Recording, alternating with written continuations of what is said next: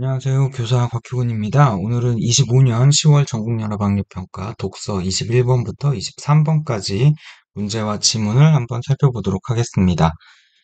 시작을 해보죠. 일단 21번 문제를 봅니다. 21번 문제는 윗글을 통해 답을 찾을 수 없는 질문은 하고 물어보고 있습니다.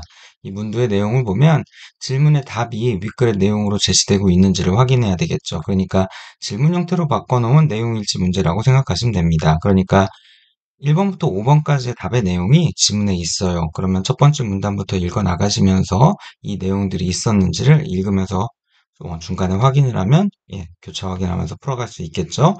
그럼 그 방법으로 본다면 첫 번째 문단의 두 번째 줄에 봤을 때 저기서는 일정한 주기로 진동하면서 에너지를 전달하는 파동의 성질을 지닌 전자기파로 저기선에는 약 0.7 마이크로미터에서 1000 마이크로미터에 이르는 다양한 파장이 포함된다라고 했으니까 2번에 적외선에 포함되는 파장의 범위는 무엇인가? 0.7부터 1000 나오고 있는 내용이 될 거고요. 그리고 일곱 번째 줄에 보면 이때 마루의 높이와 파동의 에너지는 비례하며 파동 에너지의 변화량과 적외선 세기의 변화량은 비례한다라고 하는 내용이 나오니까 4번에 파동의 마루와 적외선의 세기는 어떤 관계가 있는가? 파동의 마루와 적외선의 세기. 그러니까 파동의 마루의 높이가 파동의 에너지에 비례하고 파동의 에너지의 변화량이 적외선 세기와 비례하니까 비례 관계들이 서로 중첩이 되는 관계라고 하는 걸 확인이 될 거고요. 그 다음 첫 번째 문단 밑에서부터 세 번째 줄에 본다면 이 기기는 그러니까 비분산형 적외선 분석기는 광원 램프, 가스셀, 광학 필터, 감지기로 구성되며 라고 있습니다. 그러니까 3번에 나와 있는 비분산형 적외선 분석기의 구성 요소는 무엇인가? 광원 램프, 가스셀, 광학 필터, 감지기 이렇게 확인할 수 있는 정보가 나와 있는 거죠. 그리고 본 다음에 세 번째 문단을 봤을 때 세 번째 줄부터 나오는 광학 필터는 두 개의 반사체 사이에 공진층을 배치하는 구조이며 반사체는 서로 다른 굴절률을 가진 방막을 겹겹이 붙여 만든 것이다. 이 구조는 적외선이 방막과 방막의 경계면에서 일부는 반사되고 일부는 굴절되어 방막을 투과하는 특성을 이용한 것이다. 이러한 특성을 활용하여 여기까지 봤다 하더라도 이미 보이는 거죠. 21번에 5번 광학 필터의 구조는 적외선 어떤 특성과 관계되는가? 방막이 있는 경계면에서 일부는 반사되고 일부는 굴절되고는 그래서 방막을 투과하는 그 특성에 대해서 얘기했으니까 21번에 5번도 확인이 가능할 겁니다.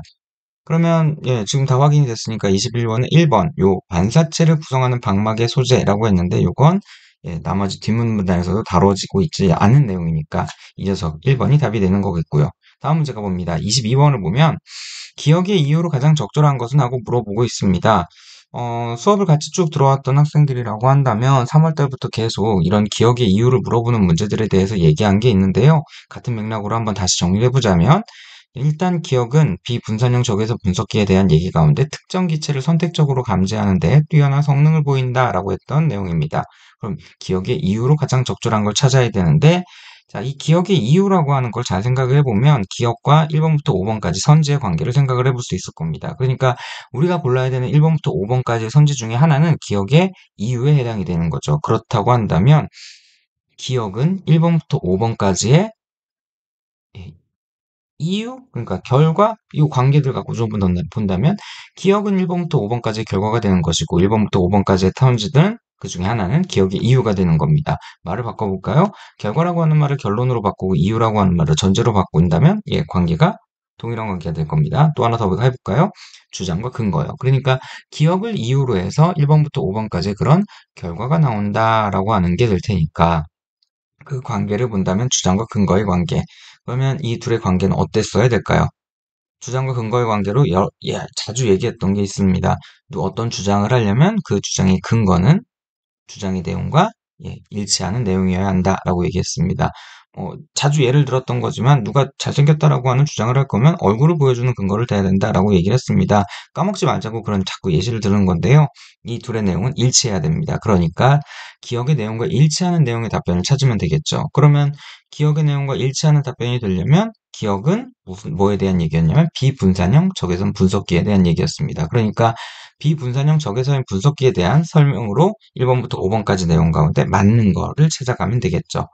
요 포인트가 있을 텐데요. 일단 뒤에 있는 23번 문제는 같이 한번 보도록 하죠. 23번 문제를 보면 보기는 비분산형 적외선 분석기의 구조를 도식화한 것이다 라고 시작했습니다.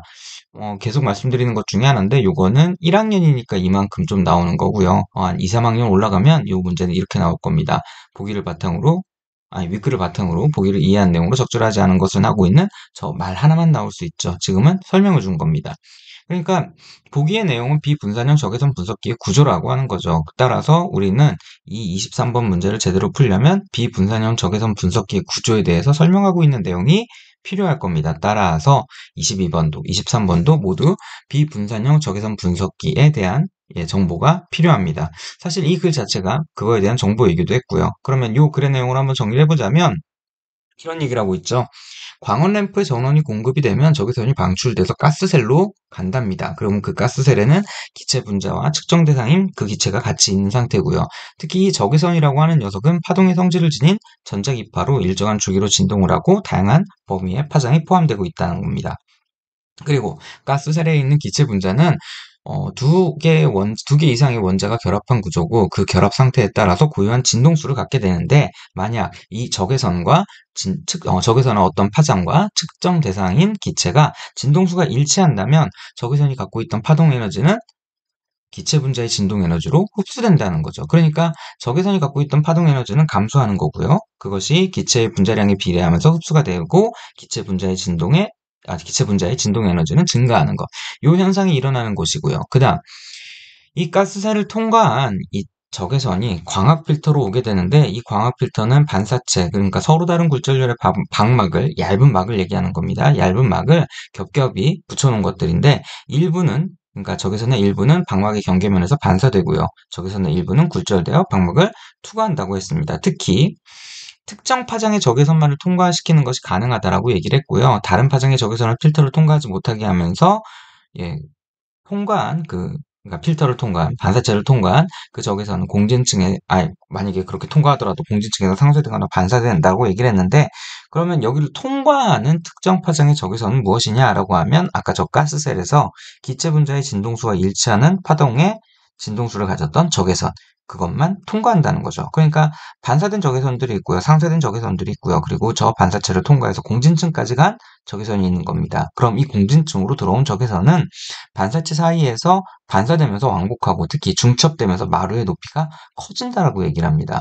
마루의 높이가 커진다는 얘기는 결국에 파동 에너지가 강화되는 거겠죠. 아까 문제에서도 봤던 거지만 마루 높이에 그리고 파동의 에너지는 비례하는 관계이기 때문에 이 관계를 충분히 생각해 볼 수 있는 거고요. 따라서 광학 필터 내에 공진층을 반사하면서 반사체 E를 통과해 나오는 적외선은 들어갔을 때보단 분명히 센 에너지를 갖게 되겠죠. 그리고 그것이 감지기로 오게 되는데 이 감지기에서는 도달한 적외선의 세기와 그리고 가스셀의 측정 대상 기체가 없었을 때의 값을 기준으로 해서 기체의 농도를 측정하게 된다라고 했던 얘기입니다.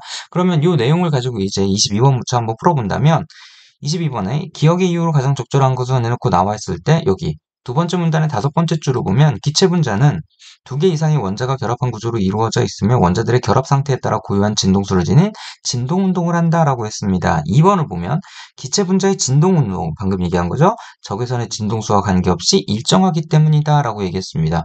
맞죠? 일정합니다. 왜 일정하냐면 원자들의 결합 상태에 따라 고유한 진동수를 갖기 때문에. 하지만 기억의 이유로 볼 수 있느냐? 기억과는 무관한 내용이 되겠죠. 기억에서 얘기했던 것들은 적외선 분석, 그러니까 비분산형 적외선 분석기가 갖고 있는 어떤 특징을 얘기했던 거고, 지금 여기는 기체 분자의 진동 에너지를 얘기한 부분이니까요. 조금 다시 본다면 여기서 얘기했던 거는 특정 기체를 선택적으로 감지하는 데 뛰어난 성능을 보인다라고 얘기했던 겁니다. 특정 기체를 얘기할 만한 부분은 안 되는 거고요.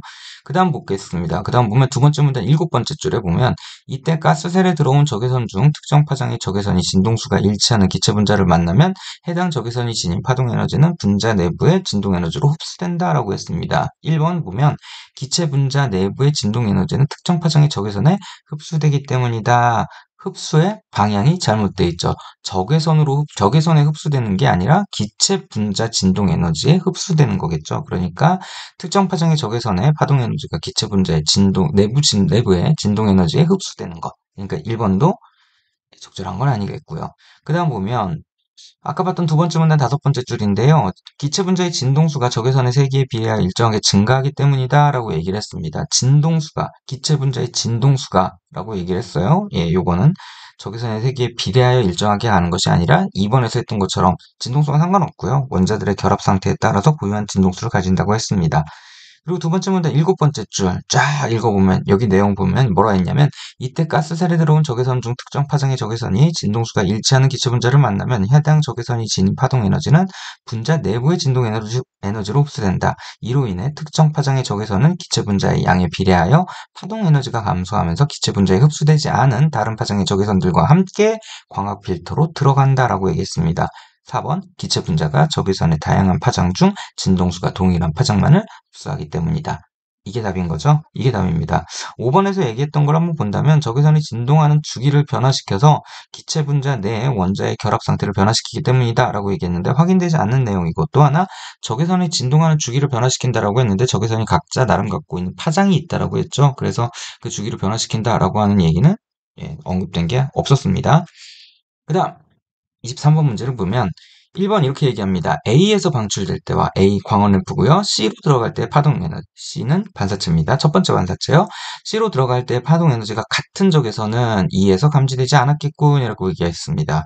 요 관계를 빨리 생각을 하셔야 되겠죠? A에서 방출될 때와 C로 들어갈 때 파동 에너지가 같은 적에선, 그러니까 광원 램프 때와 광학 필터의 첫 번째 반사체로 들어갈 때 파동 에너지가 같은 적외선이란 얘기는 가스셀에서 기체 분자의 파동 에너지가 흡수되지 않은 적외선, 그러니까 기체 분자와 반응하지 않은 적외선이 될 겁니다. 그러니까 이 녀석들은 아까 얘기할 때 만약에 얘네들이 두 번째 반사체에 들어간다 하더라도 상쇄되거나 사라진다라고 반사된다라고 얘기했습니다. 그러니까 감지기까지 가지 않는 거죠. 그러니까 1번은 충분히 맞는 얘기로 볼 수 있는 겁니다. 그 다음 2번을 보면 A에서 방출된 적외선 중 일부만 E에서 감지되었다면 B에서 기체 분자의 진동 에너지는 감소했겠군이라고 얘기했습니다. A에서 광원 램프에서 방출된 적외선 중 일부만 E에서 감지됐다. 일부만 E에서 감지됐다. 감지된 것들은 가스셀에서 기체 분자와 반응한 적외선들만 반사체와 반사체 사이에 있던 공진층에서 증폭이 되면서 다시 감지기까지 온다라고 했으니까요.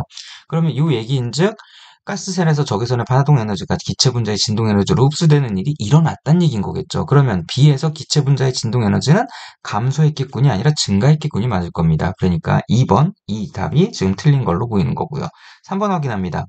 B에서 파동 에너지가 감소한 적에서는 B에서 파동 에너지가 감소한 적에서는 이 말인즉 가스셀에서 B에서 기체 분자의 진동 에너지로 파동 에너지가 흡수된 적에선 반응한 적에서는 C와 D에서 파동 에너지가 증가하겠군. 공진층 사이에서 파동 에너지가 증가하겠군. 아까 얘기했던 대로 중첩이 된다라고 했죠. 그러면서 마루의 높이가 커진다고 했으니까요. 3번도 맞는 얘기가 되겠습니다.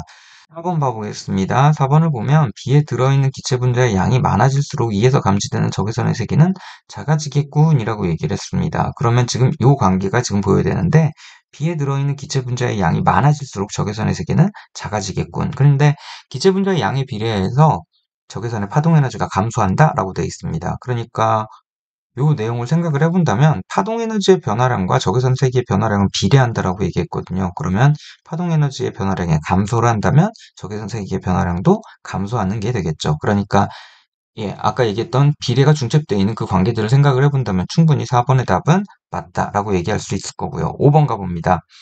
B에서 기체 분자에 반응한 적외선은 C에서 나올 때보다 D로 들어갈 때 파동 에너지가 더 크겠군이라고 얘기했습니다. C에서 나올 때보다 D로 들어갈 때, 왜냐면 공진층에서 파동 에너지가 강화되는, 그러니까 중첩되면서 마루의 높이가 커지는 일이 있었으니까 마루의 높이가 커졌다는 얘기는 파동 에너지가 커졌다는 얘기가 될 테니까요. 그래서 5번은 맞는 게 되겠죠. 여기까지 해서 23번 문제까지 풀이해봤습니다. 여러분의 공부에, 국어학습에 도움이 됐으면 좋겠습니다. 수고하셨습니다.